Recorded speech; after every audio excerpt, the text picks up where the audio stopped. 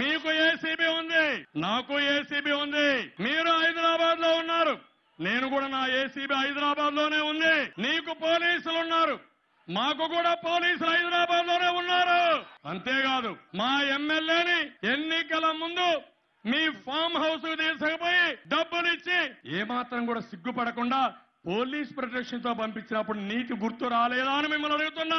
ఆ శ్రీనివాస్ యాదవ్ అనే ఎమ్మెల్యేని పార్టీకి రాజీనామా చేయకుండా మంత్రి పదవి ఇచ్చినప్పుడు గవర్నర్ ద్వారా తప్పుడు ప్రమాణ స్వీకారం చేపించినప్పుడు యాంటీ డిఫెక్షన్ మీకు గుర్తు రాలేదా అని అడుగుతున్నా. మీకు ఏసీబీ ఉంది, నాకు ఏసీబీ ఉంది.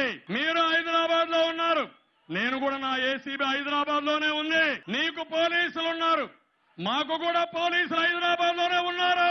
అంతేకాదు మా ఎమ్మెల్యేని ఎన్నికల ముందు మీ ఫామ్ హౌస్ తీసుకుపోయి డబ్బులిచ్చి ఏమాత్రం కూడా సిగ్గుపడకుండా పోలీస్ ప్రొటెక్షన్ తో పంపించినప్పుడు నీకు గుర్తు రాలేదా అని మిమ్మల్ని అడుగుతున్నా.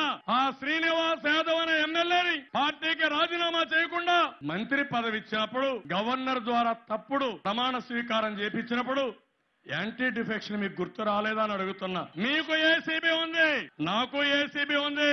మీరు హైదరాబాద్ లో ఉన్నారు, నేను కూడా నా ఏసీబీ హైదరాబాద్ లోనే ఉంది. నీకు పోలీసులు ఉన్నారు, మాకు కూడా పోలీసులు హైదరాబాద్ లోనే ఉన్నారు.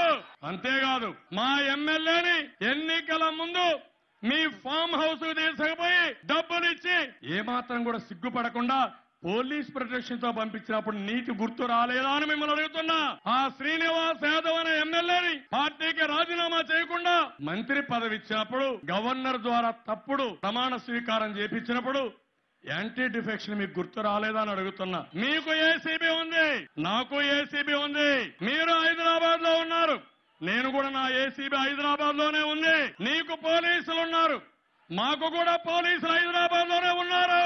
అంతేకాదు మా ఎమ్మెల్యేని ఎన్నికల ముందు మీ ఫామ్ హౌస్ తీసుకుపోయి డబ్బులిచ్చి ఏమాత్రం కూడా సిగ్గుపడకుండా పోలీస్ ప్రొటెక్షన్ తో పంపించినప్పుడు నీకు గుర్తు రాలేదా అని మిమ్మల్ని అడుగుతున్నా.